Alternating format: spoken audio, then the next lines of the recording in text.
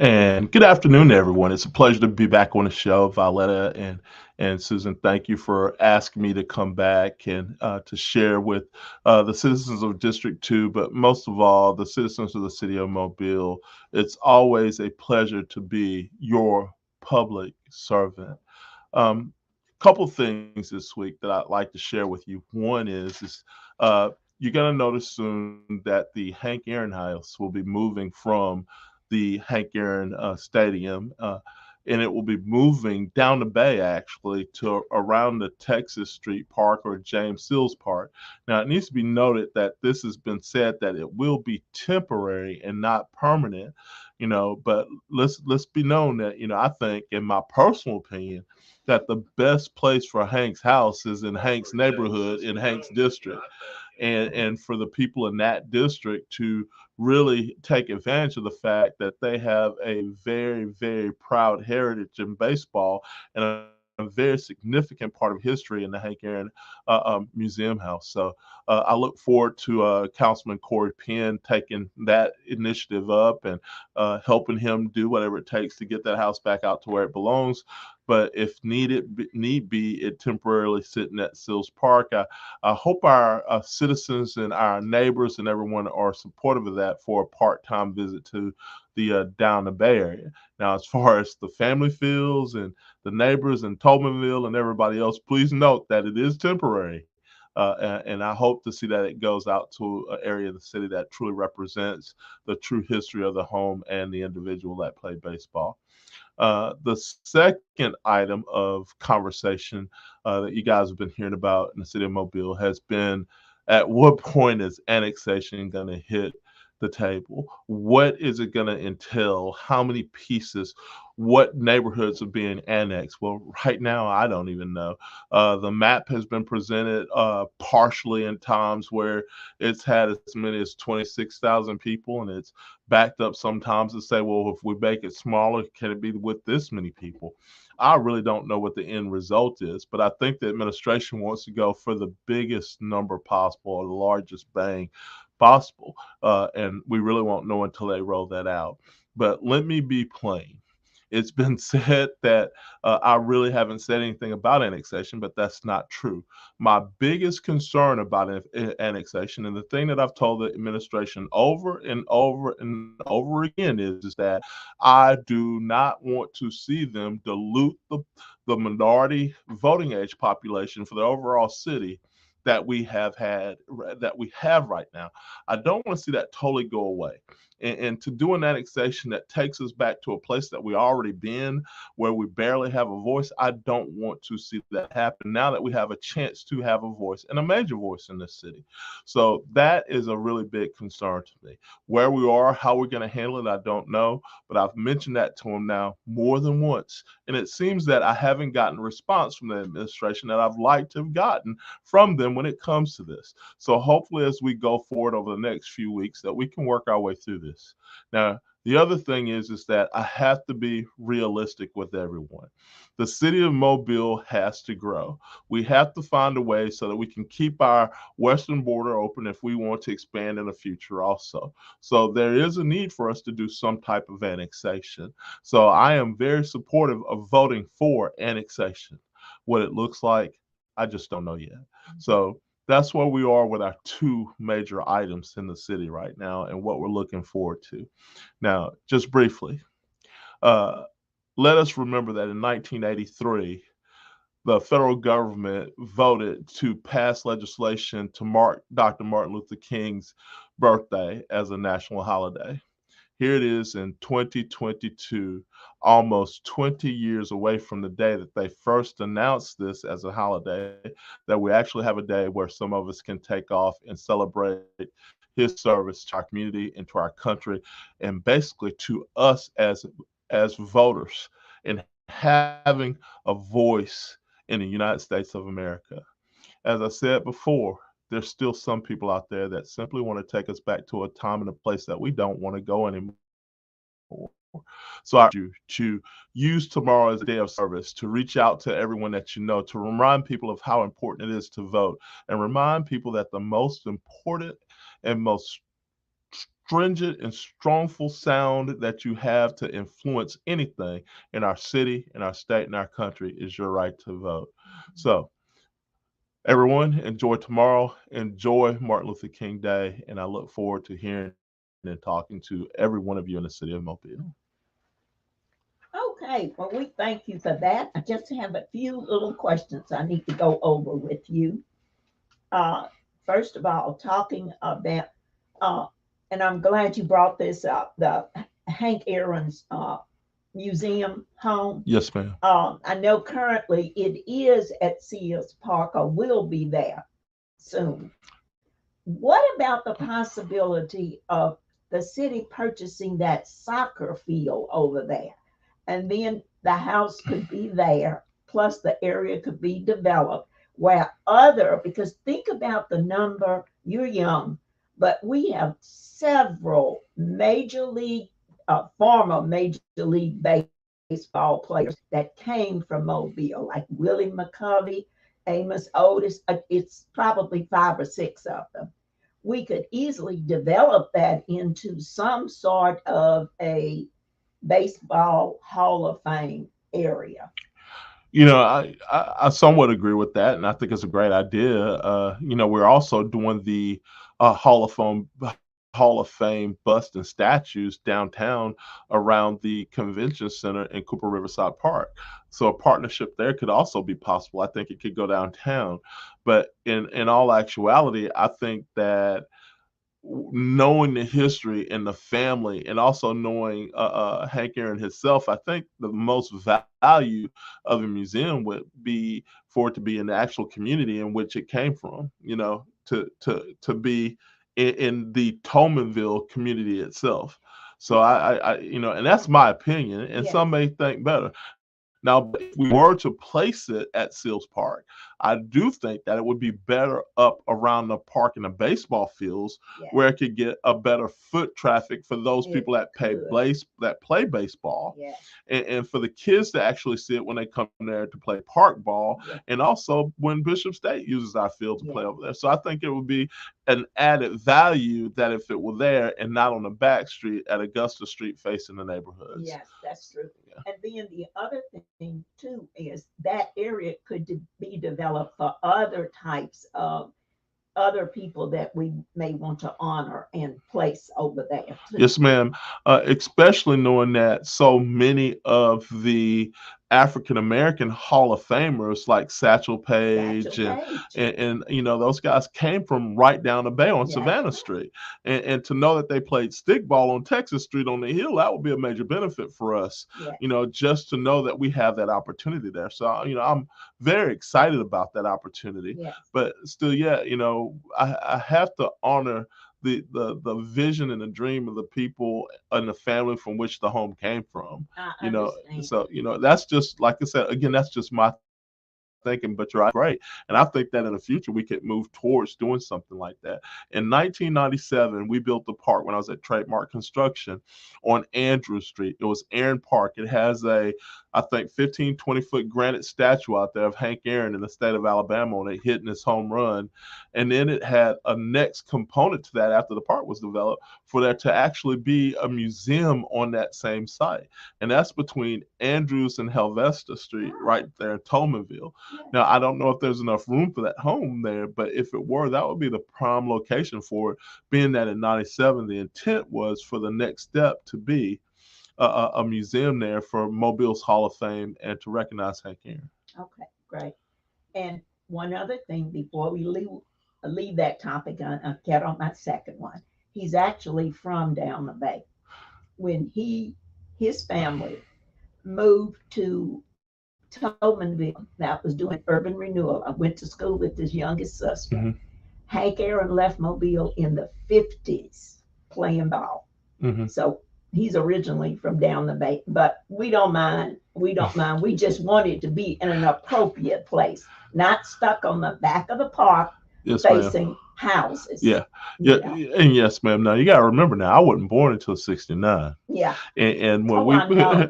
urban renewal was taking place when we moved down the bay in '73. Mhm. I still remember the day the houses came to tear all the houses down in front of where we lived Yeah, on the corner of Cedar and Augusta Street. yeah, Yeah, yeah, so I'm with you on that. yeah, But yeah. in all actuality, whatever's best and whatever the community wants, I think in the long run, that's what I think we're all going to go for. And I think he needs the honor. We need to Yeah, actually honor him I agree. as we should. I agree. Okay, next on my agenda is annexation.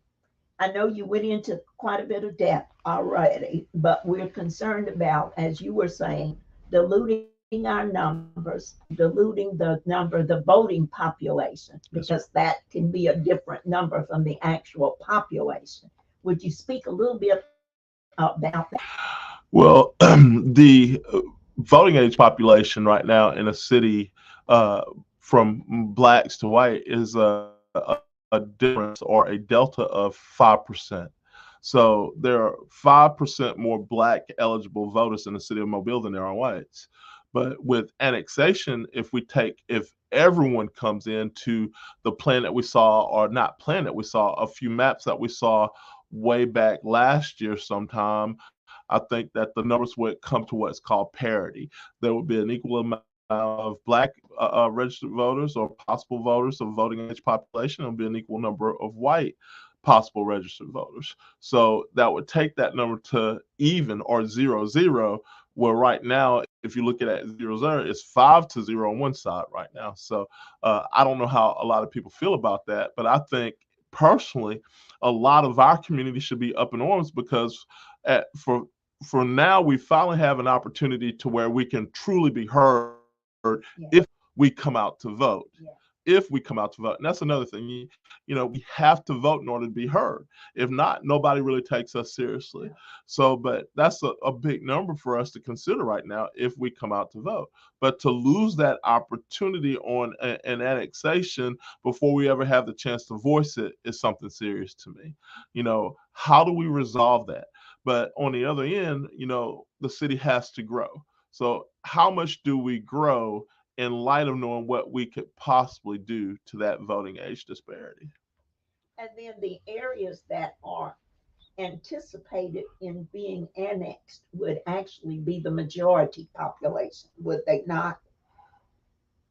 Well, you mean black to white? Blacks to whites. It would be Well, whites. the from some that I saw in the past, I don't know where we are now, Uh-huh. but from what I saw in the past, the areas are mostly white. Yes, Okay. but you also have to remember that there are very few areas in West Mobile that have a high concentration of blacks and Yes. minorities. Yes. So, that in itself lets you know that if we truly go west, then, the number of people we take in is going to be somewhat, lopsided based on where people live. Now, there has been a growing attrition or a growing additional number of minorities in sections of West Mobile, especially along the Moffett Road corridor. Yes. Yes. Kings Branch and those areas out there have increasingly become more and more attractive to minorities, and especially in District 7, as we've seen that district change over the Yes. last 4 years. So, we can look for that. But the overall majority of the population in West Mobile is other. And the majority of the population, which is in the city of Mobile, is white when we look out there. Yeah. Yeah.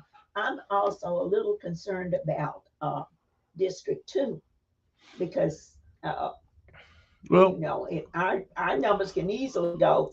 I never said District 2 could at least easily change somewhat, but right now, even after redistricting, our numbers actually go up. We go back up to 62% after Okay. redistricting. So, I mean, for the next 8 years, maybe 12, we have a consistent flow now. Unless annexation rotates the base around and changes it a little bit, because at some point after annexation, if everyone comes in, there has to be some type of reapportionment like we did with Yes. redistricting. Yes. But however, the law says that we really don't have to redistrict, but once every 10 years. Then that's after the census count. So we could, if things were to go lopsided, we could wind up with 2 or 3 lopsided districts Yeah. for, a term or A two. long Yeah, time. for a term or two, Yeah. if the council does not allow a redistricting after annexation. Yeah. But even knowing that, then with District 7 being what we've done in the last year, would have to remain the same, and that's because of the Voting Rights Act. We cannot take it back to the point that where it was. It has to maintain its integrity and character where it is, based on what we did during redistricting. Yeah. Okay. One other thing quickly, and because I know your schedule's rather tight, can you speak just a little bit? I read an article about the Industrial Development Corporation and the uh, Brooklyn by the Bay. What's happening there? We don't need heavy industry right there by the park. So can you talk a little bit about that? Well, Briefly. the council and several members of the community and so many others have even seen some of the planned development for the park that's going to be on the water down there. Yeah. There's a new beach, there's a amphitheater area, there's sitting and camping type of areas where it's green space. The bike trail actually goes back along the Crepe Myrtle Trail again, and then turns out instead of going around Perimeter Road. So the development makes for a lot of green space. But however, there are some planned uses for hotel space, some business space, and also supporting business spaces for some of the engineering facilities that happen at Airbus down there.